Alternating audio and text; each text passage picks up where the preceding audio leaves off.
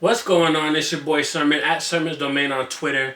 Lil Wayne said that Dedication 6 is on the way sometime this year. And so I wanted to do a little piece where I reflected on some of the best songs from the whole Dedication series. I wrote it up for the smoking section and I'll include the link in the description below. But I kind of wanted to discuss a few of them. I'm not going to talk about all 10, but I wanted to talk about a few of them. And we're going to start with Dedication 1. Naturally, this is what set it all off. This is what started it. And this is where Lil Wayne started to turn heads. At least on the mixtape circuit. He already declared himself the best rapper alive on the Carter, and I believe the Carter 2 was out or on the verge of coming out at the time. So you had that, and you had him going on records like Over Here, which was really good. And the thing that I loved about Dedication 1, and I think I said in another video, was that Wayne really put on for the early Young Money. You had Boo, you had Currency, and you had Mac Main before he was really just the president. These were the people that were appearing on the project. And so, to me, two of the standouts from that tape was Over Here and Bass Beat. I liked Over Here because Wayne's flow. Wayne's flow on both of those records, actually, they were just ridiculous. He wasn't saying too much in terms of like lyrically. I think that came later, but he had the flow down. Like he said something that's so simple. He said, "Now say my name like Beyonce. They ain't fucking with me, I say." Like that is a simple yet super effective line. It's like when Bulbasaur from Pokemon hits Charmander with his weakest grass type move. I don't know, Ivy Whiplash or whatever he has. It's a simple thing, but it's effective. And that's what I like in that too. And then we get into Dedication 2. Dedication 2 is the peak of the whole series. Now it's crazy because someone in the comment section of the smoking section piece that I did said that Dedication 4 was his favorite. And I'm like looking at him like, really? What do you hear out of Dedication 4 that you don't hear in Dedication 2? Dedication 2 had Get 'em, it had Work in 'em, it had Georgia Bush, had Weezy's Ambitions, it had No Other, it had Welcome to the Concrete Jungle, it had Sports Center, it had, oh my god, it just ridiculous amounts of records. And who could forget Canon? I didn't include Canon on the list, and to be honest, I didn't really have too much of a reason. I just don't feel as though Canon is a like a, at least in 2016, it's not a huge representation of the Dedication series. That record soared further past that. It was like the single for Drama's first album. So I didn't want to include that for that simple fact, but I don't want to take away from how dope that beat is or how mean all those verses were. You had Freeway and Willie the Kid, and I think on other versions there was like T.I. There was several versions that popped out. There's even an alternative Wayne verse that I've heard that is out there somewhere on the internet. But I think the single biggest moment for Dedication 2 had to be Georgia Bush. And I say Georgia Bush, that song, and then the hidden bonus track, which is Weezy's Ambitions. Georgia Bush because it was one of the most honest personal records that Wayne could make at the time. You know, after Hurricane Katrina, he had a lot to say about the way that Bush handled things. And he was not holding back, so he took Field Mob's record. And Field Mob's original was good, but this is what happens when, like, when people say that Wayne is like a monster, he just takes beats and makes them his own. This is like a perfect example because Georgia Bush, he gave that whole song purpose.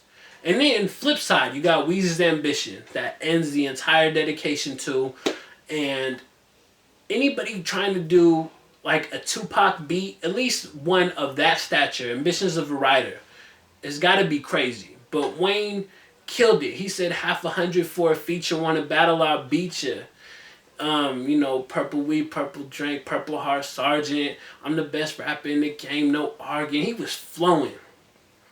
And then we gotta go to Dedication 3. Dedication 3 was not as strong as Dedication 2, but it wasn't as bad as I've seen some people say. You had Wayne going through and really showing like Young Money as a brand, as a label.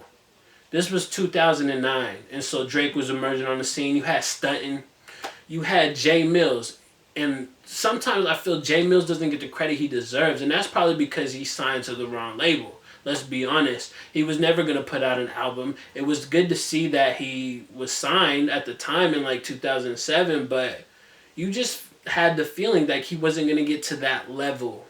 But he really went in on some of these records, Ain't I, Dick Pleaser, and it's not easy to keep up with Wayne. So when I say he kept up with Wayne a little bit, I mean it. So there was that. Dedication 4. On my list, I only had one record on there, and that was Get Smoked. I think that record itself was Wayne still proving that he kind of had it, because at that time he was falling off. There wasn't a lot of quality from Wayne at that time, I felt. And Get Smoked was like good, numbers don't lie except 5-0. Some of those type of lines, I'm getting head while giving head, that's a head-on collision. Stuff like that was kind of cool. And it wasn't corny. That's the thing that I hated about Wayne around that time, is that a lot of the stuff that he was saying was really corny. But he really proved that he could do it. And he still does that to this day. I'm always feel like I'm going to have to be in between corny and dope, because that's where Lil Wayne is kind of bordering. He's either on this side or he's on that side, with different lines. It's hard to be like in the middle. Like, is this corny? Is this dope? He gets there a few times. I know there was that the Maggie line on Collie Grove. Call me Homer Simpson because I keep the Maggie on me. It's something of that nature. And I thought, is that corny or is that dope? I was in that thing. So let's go to Dedication 5. Because, like I said, Dedication 4 was only one record that I really cared for. Dedication 5 was a lot stronger than I expected. And it was a long-ass mixtape, too. There was so many songs on there. You had him taking Young Scooter's record and, different beats. Future, all these people appeared on it. T.I. was on several, and it just seemed like a random moment. Like, hey, T.I., come spit on these freestyles with me. But the standout for me was Still Got That Rock.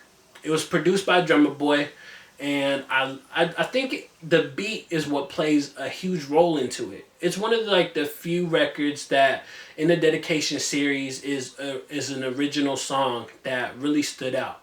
The Dedication series is not known for having a bunch of original material that, just exceeds all expectations, but Still Got That Rock was that moment. I can't trust my iPhone, I think Siri the feds. Nice little line. Not too, overly complicated or whatever. It was good. So, actually, I ended up going through pretty much all 10. I actually just went through the whole series of Dedication and just named off stuff. But I urge you to check out my top 10 of Dedication songs so far. I say so far because 6 is coming, and who knows, I might update the list. Hopefully I can update the list. Wayne got to bring that fire. But I would love to know what your favorite Dedication records are. From Dedication 1 to Dedication 5. Let me know. Just pick a top 5 or pick one and explain it. Whatever you want to do, talk to me in the comment section below, and then like the video, subscribe to the channel if you're not already, share the video. Follow me on Twitter at Sermons Domain, and as always, thank you for your time. I appreciate you for watching, and until next time, peace.